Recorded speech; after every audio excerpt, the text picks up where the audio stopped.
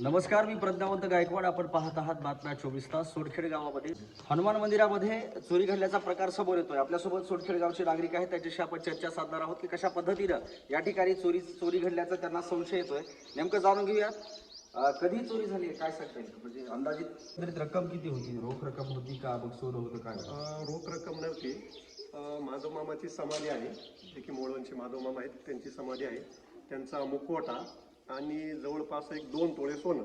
जवळपास 2-3 लाखात नुकसान झाल्याचं आपल्याला चित्र पाहायला मिळते. त्याचबरोबर आपल्यासोबत दुसरे एक नागरिक आहेत, त्यांच्याशी संवाद साधणार आहोत की कशा प्रकारे ही घटना घडली असू शकते.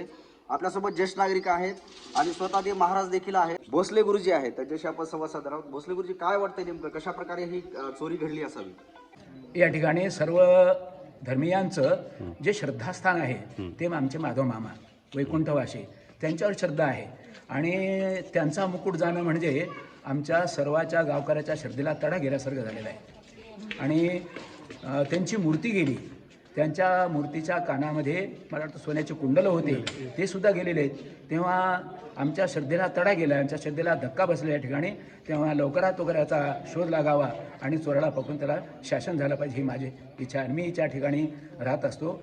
असं मी बाहेरगावी होतो, पण सकाळ फोन आला, मी या ठिकाणी आलो. तेव्हा या ठिकाणी या चोरीचा तपास लागावा ही प्रशासनाला आमची विनंती आहे. चोरी झाल्याचं कधी कसं समजलं आपण? मला सकाळी समजलं, मी गावाला गेलो कीर्तनाला, मला फोन आला, समजलं. तेव्हाच मी नंतर गावपणी इथं आलो. गावकऱ्यांना किती वाजता समजलं आपल्या इथं? 5 वाजता, सकाळी 5 वाजता समजलं. ओके. त्याचबरोबर आपल्यासोबत नारागुडे जे आहेत, त्यांच्याशी सुद्धा संवाद साधणार आहोत की काय वाटते कशा प्रकारे घडली असावी? 2 वेळा झाला, दुसरी वेळ पहिले आणि आमचं एक, आणि बेकाराची संख्या जास्त आणि बहुतेक गावातलीच असतील एक अंदाज आहे. कारण चोऱ्याचं प्रमाण वाढलं या 2-3 महिन्याची. बॅग झाल्यापासून मोटरसायकली वगैरे नेहमी चोऱ्या करणे, बेकाराची संख्या आहे. पोलीस प्रशासन या जे अंदाजित लोक आहेत त्यांना माहिती येते, त्यांना चौकशी करावी. त्यांच्याकडून एक अंदाज व्यक्त केला जातोय की जवळपासचा चोर असावा लागेल, कारण लांबचा जो चोर आहे तो इथं येऊ शकणार नाही असा संशय देखील नागरिकांमधून व्यक्त केला जातोय. त्याचबरोबर आपल्यासोबत रमाकांतजी नारागुडे देखील आहेत, त्याच्याशी आपण संवाद साधणार आहोत. काय सांगाल नेमकं, काय वाटतंय, तुमचं काय मत आहे? काय असं आता कुणाचं काय कुणाचं नाव घेता येणार आहे गावातून? नाही, आता पोलीस आले होते, पोलिसांनी काय सांगितलं नेमकं? पोलिसांनी तपास चालू आहे. श्वान पथक आलं होतं, श्वान पथकाच्या माध्यमातून म्हणजे गावकरी समाधानी आहेत काय? तपासणी करता येते पोलीस? काही नाही, अजून तपासणी काय. धन्यवाद आपण दिलेल्या माहितीबद्दल. आणि त्यातच आपल्यासोबत वृद्ध महिला देखील आहेत, जे की रोज त्या मंदिरावरती जाऊन कीर्तन भजन करतात आणि श्रवण करण्याचं काम देखील करतात.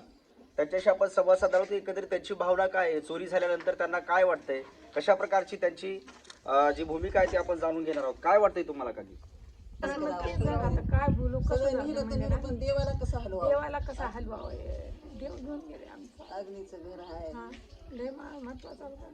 सकाळपासून माणसाच्या तोंडाने पाणी ते मला नुसतं खुर्द करून आलं.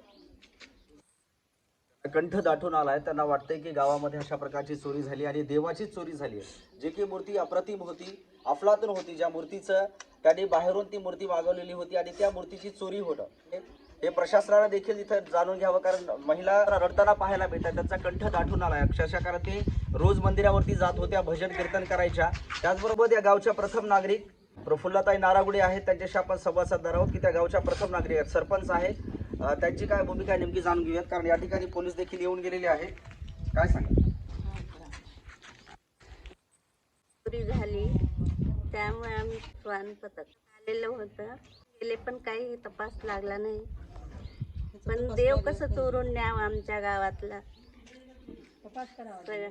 आपण इथं हनुमान मंदिरामध्ये होतो, त्या ठिकाणी चोरी झाली आहे आणि नागरिकांमध्ये भीतीचं वातावरण निर्माण झाले. पोलिसांनी पंचनामा देखील केला आहे आणि पंचनाम्यांती त्या ठिकाणी तपासणी चालू असल्याचं पोलिसांकडून सांगण्यात येत आहे. समाधानकारक उत्तरं पोलिसांकडून आम्हाला मिळाली पाहिजेत असं नागरिकांमधून अपेक्षा व्यक्त केली जाते आणि लवकरात लवकर या चोरीचा छडा लागला पाहिजे असं नागरिकांमधून मत व्यक्त केलं जात आहे.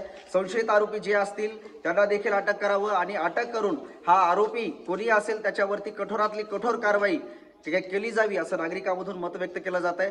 ही अपडेट आपण बातम्या 24 तासच्या माध्यमातून पाहिली. कॅमेरामन दीपक पैठणेसह प्रज्ञावंत गायकवाड, बातम्या 24 तास.